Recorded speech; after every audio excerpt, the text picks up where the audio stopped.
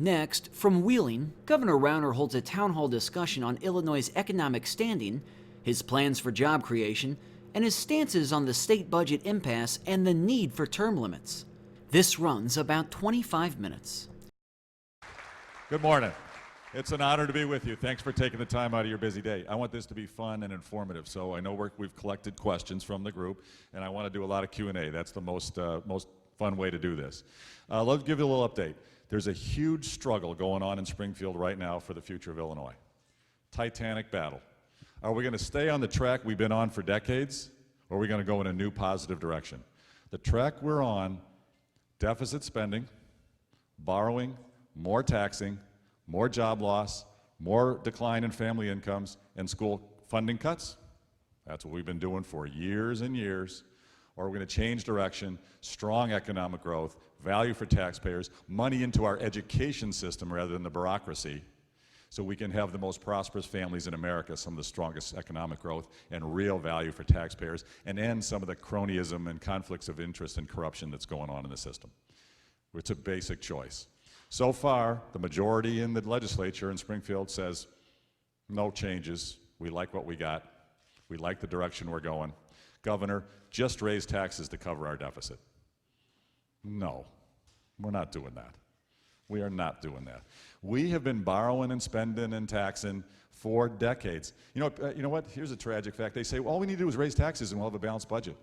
I've gone back and studied our budget in detail for decades. I've gone back 20 years, 30 years. I can't find that we've ever had a balanced budget. Ever. Yes, exactly. We don't pay our bills until a year late. That's borrowing from our vendors at 12% interest that you pay. We borrow in the bond market for infrastructure, but then we use some of it for operations. No, no, no, no. And then we give incredibly generous pension benefits because we want political support from the government unions, unaffordable pension benefits where the pension benefits payouts are 8 times and 10 times what the employees pay in. Never going to be affordable. And then the politicians choose not to fund the pensions. It's a broken system. And let's be clear, when we don't fund the actuarial required amount in the pensions, that is borrowing at 8% interest. That's what that is. Because the pension assets generate 8% returns on average for decades. When we don't fund the amount required day one, that is borrowing at 8%. But the politicians love it because you don't know that we're borrowing and they don't have to pay the interest annually on it. They just don't pay the pension and then the piper comes due. That's what got done 20 years ago. And now look at, you're getting stuck with the bill. We got to change this system. And when the speaker says to me, Bruce, just raise taxes. That's it. I say, no, Mr. Speaker. We need to change the system that causes these deficit spending problems that have been going on for 40 years. Change the system. They want the conversation to be either raise taxes or cut programs. That doesn't have to be the conversation. How about we grow faster and shrink the bureaucracy? How about if we shrink the bureaucracy and put the money in our schools and our education system so we have the best schools in America? How about we do that? And how about if we grow? You know, today in Illinois, we have fewer jobs in Illinois today than we had in 1999. Hello. We got a lot of problems. If we don't change that, we are not fixing any other problem. And the average family income in Illinois today is lower than it was 8 years ago. We got to change. And anybody who says to me, Governor, just raise taxes, the budget will be fine. No, that is not the answer. There's a lot of pressure on me to raise taxes. There's a lot of, people saying, just do it, Governor. But the good news is there's a lot of chatter in the media for that, but when I travel the state and I'm on the road 7 days a week, people by the dozens come up to me everywhere I go, every day, and say, Governor, stay strong. Don't back down. Don't give in. You're on the right track. And then many times they'll say, and by the way, I'm a Democrat. I don't even normally vote Republican, but you know what? You're going the right way. We are supporting you. And then even further, many times this person says, hey, I'm a big union guy. My boss doesn't really like you very much, but I like you, and I support what you're doing. We need more jobs, and we need value for our taxes. My taxes are crushing my family. We got a lot of support, but the groups, and Speaker Madigan, who just wants the status quo, they're strong. So this is going to be a big tussle. We need your help. We need you to help, call your legislators. Tell them to stay strong and support reforms. We're trying to reform the political process so it works for you, so get term limits on elected officials, and get redistricting reforms so we can have competitive general elections. We're trying to restore our good government processes by streamlining government, getting procurement reform, purchasing reform. That could save you $500 million a year if we do that in state government. We're trying to get local control on cost of government, collective bargaining, bidding, contracting, so we can shrink your property tax burden. Get you the power to control with the spending inside your community. We're trying to get pro-growth, pro-jobs creation reforms, workers' comp reform, so we're competitive with other states. Get tort reform, so we're competitive with other states. If we do that, rather than being one of the lowest growing economic states in America, we can be one of the, I think if we got our full reforms that we're advocating, I think we could be in the top 10 fast growing states. We got the location, we got the people, we got the resources to do it. But I'm asking, how about if we just be average? Let's be average. What if we just grew the average of all the states? And you know what? I've done the numbers. If we, in the last 10, 15 years, if we just grown the average, we wouldn't have any unpaid bills and we wouldn't have any deficits. And we wouldn't have had to do the 2011 tax hike. Think about that. If our economic growth was just the average, we need reforms. And that's what we're battling for. And we're not going to wait around while the Speaker and the majority in the legislature resists us. We're taking action right now. We're enlisting the help of the business community. We've gone to the business community and say, we need to relieve congestion on some of our highways here. It's strangling our economic growth and hurting our commuters and hurting our tourists. So let's get the business community involved. Right now, we've already proposed a public-private partnership for the Stevenson Expressway to expand the number of lanes between the Dan Ryan and the Veterans Memorial. And we can have private investors build the new lanes, keep the existing lanes free, totally free, but the new lanes can be managed toll. So if you want to pay $3 to end run the whole congestion, you can pay $3 and end run the congestion. If you want to stay in the traffic you got now, fine, but you can choose. And we don't have to have the taxpayers pay a single nickel for it. We've gone to the business community and say, we need to do a better job recruiting businesses to come to Illinois. We've done a terrible job. We need to bring in superstars who can market and sell the state along with me. I'm going to do a lot of that myself. And we need to pay the people the right amount, and we need to pay them on incentives so when they deliver results, they can get good pay. Our union contracts inside government prohibit any of that. So our Department of Commerce is totally hamstrung. We can't do it. So we've gone to the business community and say, let's raise a private, not-for-profit corporation. You guys fund it. Taxpayers don't fund it. The business community chips in. We've already got millions offered to fund it, and let's form a partnership between that corporation and the Department of Commerce to grow businesses and recruiting of companies from around the world to come to Illinois. We're kicking that off. The Speaker blocked that legislation last year, so we did it right now by executive order. We're moving forward. We're going to get it done. I've also gone to the business community and say, we have brutally high unemployment in too many of our low-income neighborhoods and African-American neighborhoods and Latino neighborhoods in Chicago and in Rockford and Decatur and East St. Louis. We need more businesses and more jobs there. We need to empower local entrepreneurs.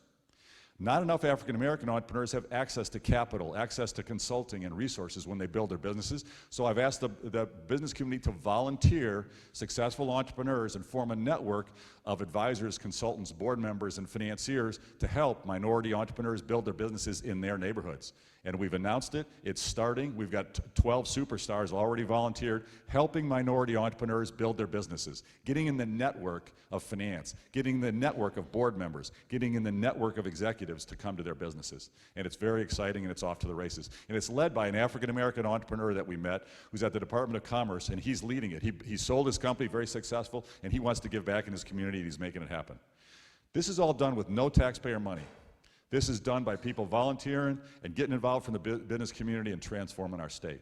We're moving forward every day. We're transforming our IT infrastructure in Illinois. You won't be surprised. Our computer systems in state government, oh my goodness. We've got computer systems, we've got software from 1974. I'm not making this up. That run in major departments. Hugely expensive to maintain. We're the third highest spending on IT of any state in America, third highest, among the worst for digital services. I went into one department after I became governor, and I said, there was 200 people in the room moving paper across their desk. I said, gosh, they invented computers a couple years ago. We might be able to actually digitize this. And they said, yeah, well, the work rules kind of don't really, They don't really, the system doesn't really like that. But I said, well, what's the math on this? They said, we could spend $500,000 to put in a computer system in this department, save $7 million per year. That's one department. That's true all around the government. We have hundreds of computer systems doing our financial reporting in the state government, and they don't talk to each other. Hundreds. So we're consolidating all our IT, and we got an executive I brought from the private sector from Cisco to come in to run it. We're consolidating our whole IT, and we're going to modernize it and upgrade. We're going to leapfrog the technology that's been put in the last 30 years and go to the latest and the best for the future. It'll cost us a little bit of money in the short run, going to save us hundreds of millions of dollars in the long run. So we're transforming the system. It's hard, it takes time, but we got to stay persistent. And your help, if you'll get involved, volunteer if you got a little bit of time, but mostly let your legislators know we need to change direction. We can't just put a big tax hike on our economy. If we just put a tax hike in, that's going to push more employers out. That's going to push more hardworking families out, and we already lead the nation in out-migration from the state. We can't just do a tax hike. Let your legislators know we need reforms. Now, my hat's off to Democratic Representative Elaine Neckritz. She was actually willing to publicly say we should have reforms as part of our budget process. Most Democrats are a little bit afraid to take on the Speaker because the Speaker said no, no, no, no. She said it publicly. Many will say it privately, but they won't say it publicly. Ask them to say it publicly. Ask them. We need to go in a direction for the government's working for the people again, and we can have a bright future. We have the best people in America, the best location. We should be kicking tails. We can do it. We'll do it with your help. So with that, we turn it over to questions. Okay? Yeah, come on up with us. So first question is, why are term limits and redistricting so important to you? They don't seem like they have any direct impact on fixing our budget deficit. Yeah, great question. So term limits and redistricting reform are about good government, about having government that's responsive to the people. I'm a big believer in them, and the vast majority of Democratic voters and Republican voters in Illinois support term limits and redistricting reform. The vast majority in both political parties. And President Obama has come out publicly supporting term limits to help end corruption and self-dealing, and supporting redistricting reform to bring good government. This is bipartisan. And here, when folks say to me, well, but that's lovely, Bruce, but you know what, that doesn't have anything to do with the budget, so let's talk about that later. I say, no, just a minute.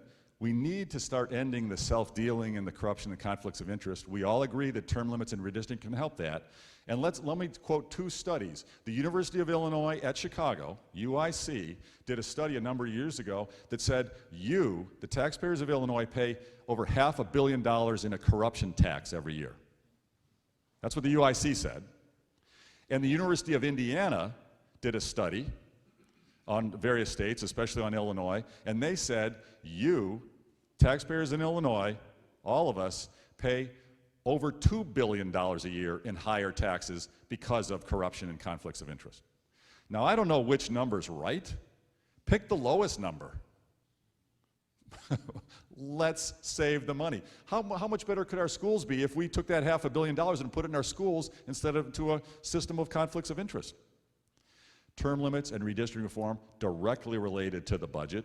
And if we restore confidence in our government that it actually works for the people again, more businesses will want to come here because they'll have confidence the government's working for them and they're not just going to get stuck with higher taxes. The government works for them. We can grow faster growth if we get term limits and redistricting reform too. So it's very tied to the budget.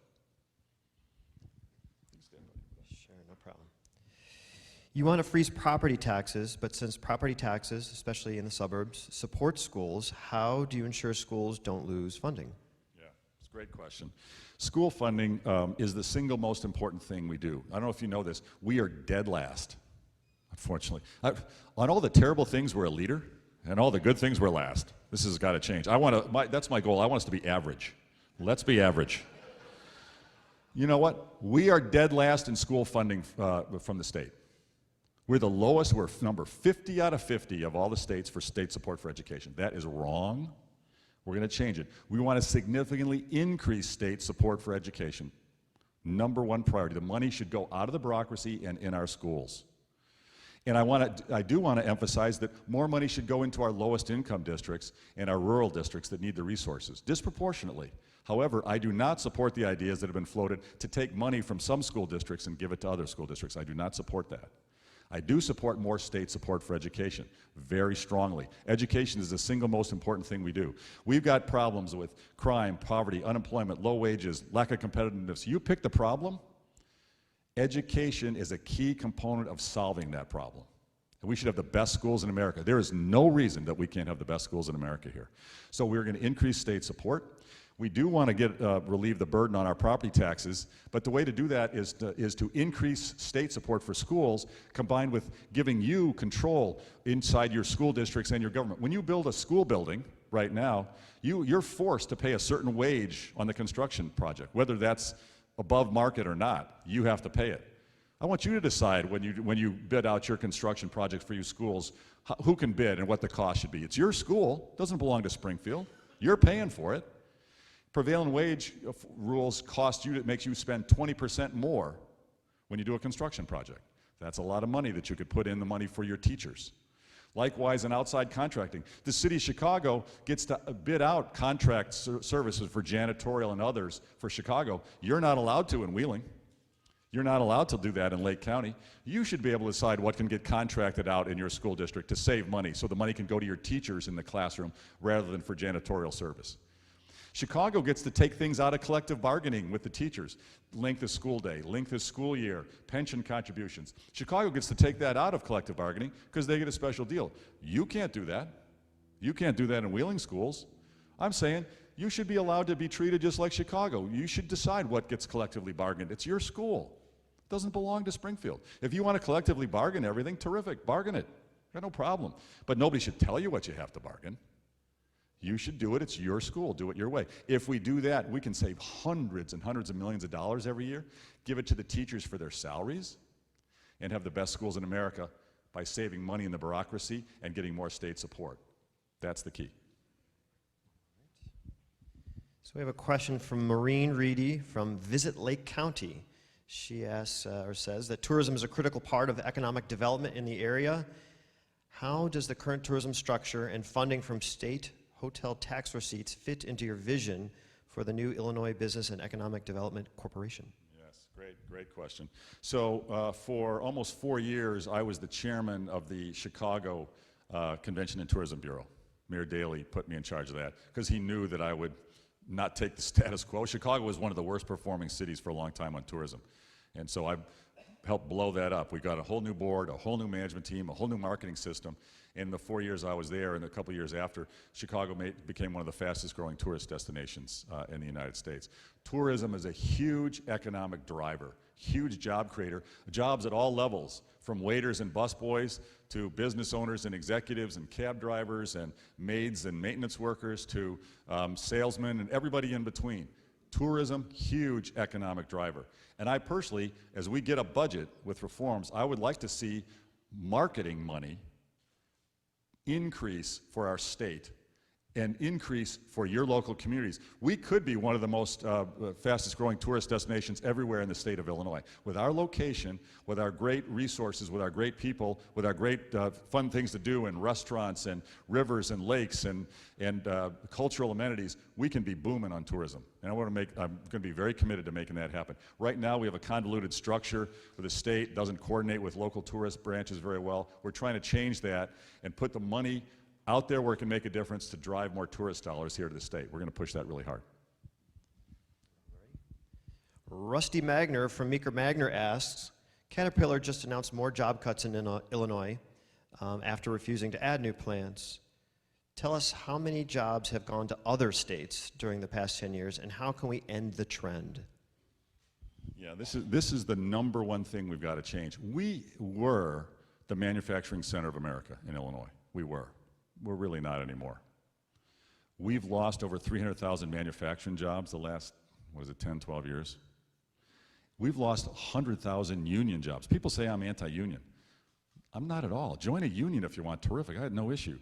But you know what's anti-union are the policies in Illinois. Union workers are losing their jobs left and right. Caterpillar is one of the best employers in America. Great jobs. Caterpillar told me they've been growing their jobs out of Illinois for years because our workers' comp costs them 5 times as much here as it does in the other states where they build their equipment. Illinois is not competitive on workers' comp. It's not competitive on liability insurance. The tort system is broken. Caterpillar has huge investment in Illinois, multi-billion-dollar investment. They want to be here, and it'd be more cost-effective for them to build where they already are. They'd like to expand in Illinois, but with our regulations, our labor regulations and our workers' comp, they're not competitive. We're much higher costs. So they're growing in Texas, Georgia, other states, and Indiana. They're not growing here. Big, big problem. And that's occurring every week. I hear about another company. It drives me nuts. I'm a competitive son of a gun. I don't want to lose a single job to Indiana. That's the #1 state where our jobs go. They ain't going there for the weather. Boy, that makes me mad. You know, Mitch Daniels is a friend of mine. He was my coach when I was first starting to run. I think he was the best governor in America when he was governor of Indiana. Did a phenomenal job. I said to him, I was half joking. I said, Mitch, you know, Indiana would be a cornfield if Illinois had its act together. We should be where the jobs are. We got the people, we got the location, we got the infrastructure. But they're going to Indiana. Workers' comp, property taxes, labor regulations, restrictions. That's why. We got to change that. If we do, I can't wait. I'm going to go to Indiana. I'm going to Wisconsin. I'm going to Iowa. I'm going to Texas. I can't wait to go to Texas and bring businesses out of Dallas and bring them right here. We're going to bring them right here. Because there's no way Texas should be kicking our tails the way they are. I want to beat Texas really bad, and we will. We're going to get our reforms, and we will. So last question from my cousin, Wade Keats at Keats Manufacturing. We understand you're working very hard to help improve the business climate in Illinois. As a manufacturer and a concerned citizen, what can we do to help? Thanks, that's a great question. So I need you to reach out to your legislators and Democrats and Republicans and say, please support the governor and do reforms. The Democrats have a supermajority. If they really believe that they wanted just to do a tax hike and that was the right answer, they could do it. They could pass it. A lot of the Democrats know it's not the right answer. They won't say it publicly, but they won't vote for a tax hike because they know that's not the right answer. Say, if you're not going to do a tax hike to pay our services, work with the governor to get term limits and redistricting, to get local control on government costs, to get pro-business reforms. And when some of them say to you, well, but the governor's policies will hurt the middle class in Illinois, or competing with other states is a race to the bottom, which is what they say to me, tell them that's baloney. They say, we don't want to be like Texas because, you know, they're a right-to-work state and they're not friendly to workers. You know what? Texas is growing, and Texas now pays their factory workers more than Illinois does. Factory workers in Texas make more than here. And we're supposed to be the pro-employee, pro-union state. They make more there. Come on. Let's deal with the reality here. If we're not growing, our incomes for our families are not going up. I need you to reach out to your legislators. Call them, send them emails. Come on down to Springfield. I live there. It's a nice community. Come visit. Knock on the speaker's door. Say, get reforms. Get reforms. We need you. The business community has a voice. Encourage your local Chamber of Commerce to write letters. Encourage the state chamber. They're with us. The Illinois Manufacturers Association is helping. The Illinois Chamber is helping. NFIB is helping. But get your voices heard. Your voice in your community will impact your local legislator. Get your voice heard. Your voice matters. We all are elected to work for you. We should be working for you, not for any special interest in Springfield. We should be working for you. Okay, the Wheeling Prospect Heights Chamber of Commerce thanks you for coming, and we'd like to thank Governor Rauner, Lieutenant Governor Sanguinetti, and obviously Congressman Dole for stopping by and saying a few words. Thank you. You're watching the Illinois Channel.